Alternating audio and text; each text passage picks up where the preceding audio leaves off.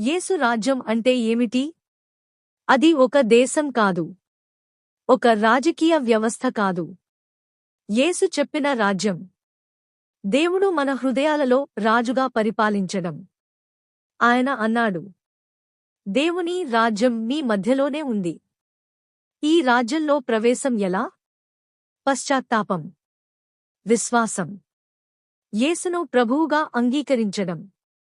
ఈ రాజ్యం చిన్నదిగా మొదలవుతుంది, కానీ జీవితాన్ని పూర్తిగా మార్చేస్తుంది. పాపం మీద విజయము, ఇతరులపై ప్రేమ, క్షమించే మనస్సు, దేవునితో సమాధానం. గుర్తుంచుకో, యేసు రాజ్యం బయట కాదు, నీ హృదయంలో మొదలవుతుంది. ఈ రోజు ఆయనను రాజుగా అంగీకరిస్తావా? యేసు రాజ్యం అంటే రాజకీయ దేశం కాదు, కనిపించే సామ్రాజ్యం కాదు.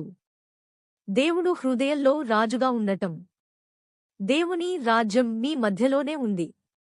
లూకా 17:21.